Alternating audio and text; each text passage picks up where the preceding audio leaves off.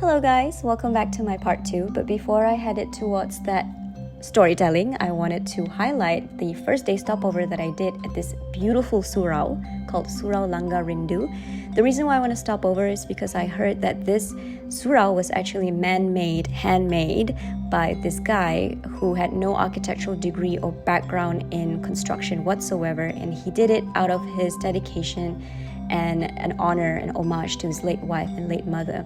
And you can see that this building is just made out of driftwood that he found by the beach just across the road. I love the sustainable message behind it, but also how beautiful that this still honors the Malay heritage in the build and design. So if you guys ever pass by or going towards Kampung Setiu, please make a stop, pay for donations, and if you can, catch the guy to have a conversation with.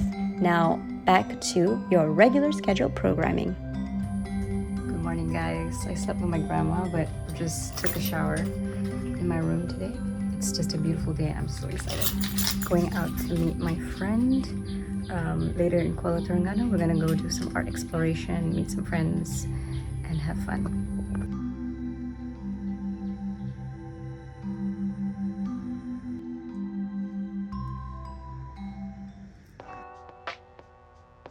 An hour's drive later, I arrived at the Kuala Terengganu airport. I mean, this is beautiful, guys. How come I did not know that this airport existed? It is just one of the most beautiful airports I've ever been to.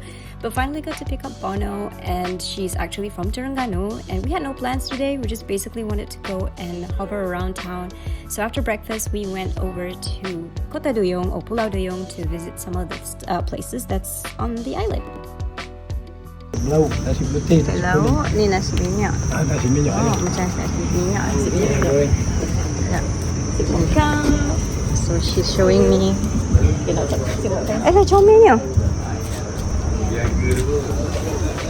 After breakfast, we headed to our first stop, which is Po Awis Yola House in the middle of Pulau Duyung. We did get lost, hence, Bono asking for directions here in her perfect Ganu.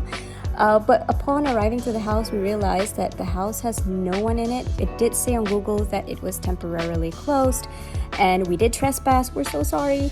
And we also got attacked by some of the best guard dogs in the universe, which are these gaggle of geese.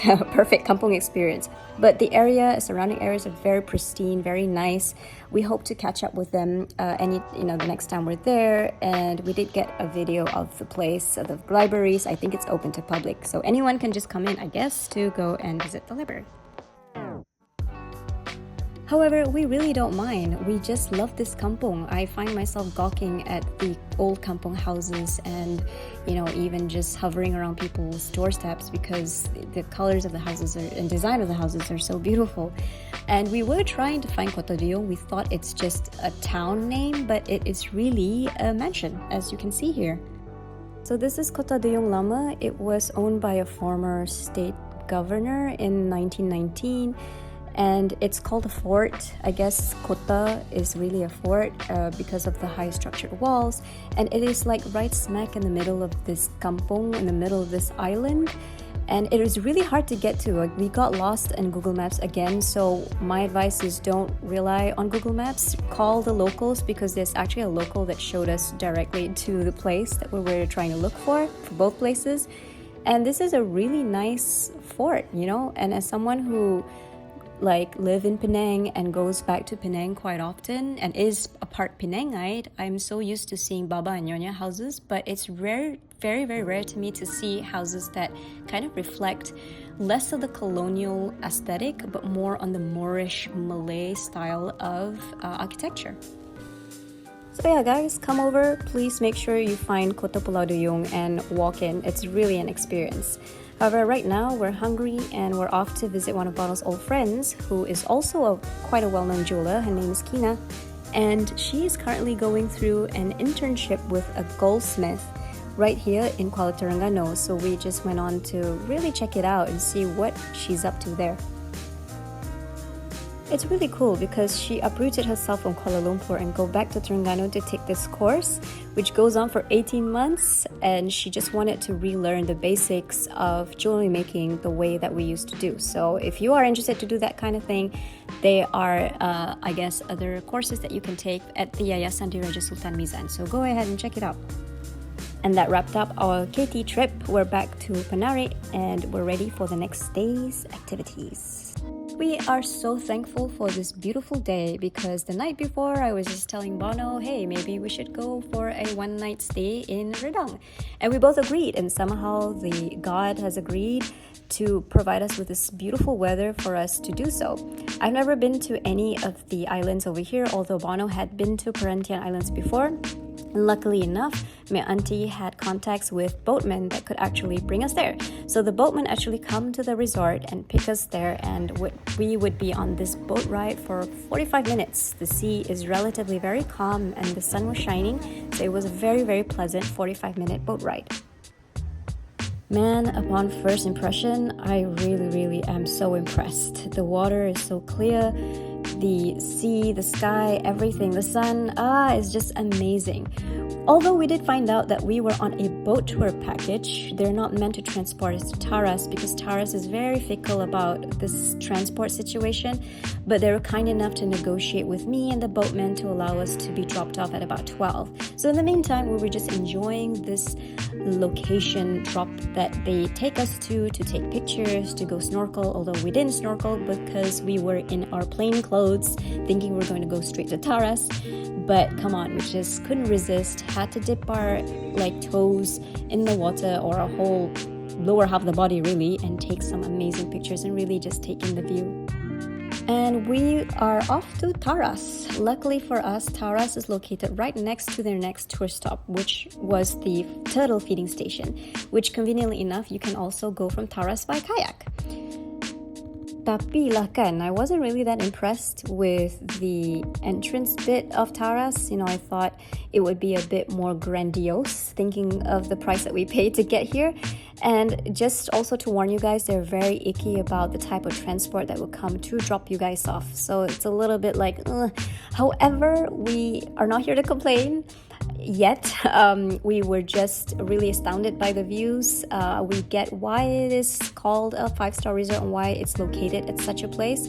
It is very quiet, although there are lots of tourists that are not from Malaysia there.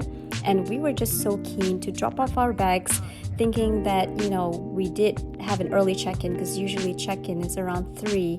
But we dropped off our bags anyway, and we just went straight to the pool to grab our fabulous lunch.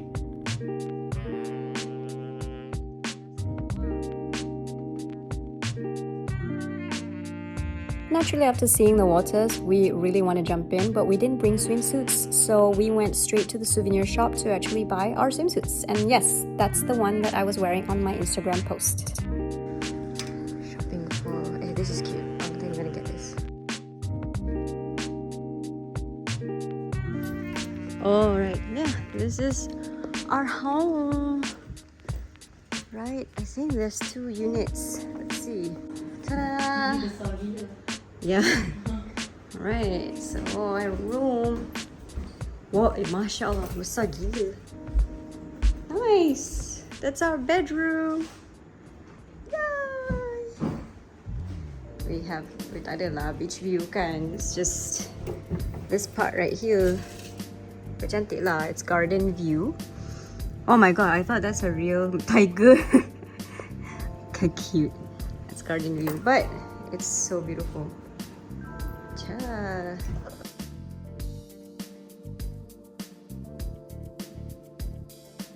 Let's go to the beach. Yeah, of course, yeah. Well, yeah, we spent the next day really just lounging by the beach, and then it rained because it's been raining every single night here. However, my feedback about Taras is that I think they should probably revise the pricing. I don't think it truly reflects what a 5-star resort should be like. When you're used to go to hotels in Bali or hotels in Dubai where the service and the, amenities are really up to standards, they probably need to revise that a little bit. I would definitely come back here again with my husband, provided that they probably reduce the price. But yeah, I won't be coming back here anytime soon. But I will definitely consider to come back to Redang again, staying in another resort. And we had a great day, really just enjoying this island, although it was a short trip. we head back straight to Kuala Terengganu afterwards and drive right back to KL. It was a nutty 7-hour drive, but I really loved it. I hope you guys enjoy my adventure, report. Hope to see you guys soon on the next one.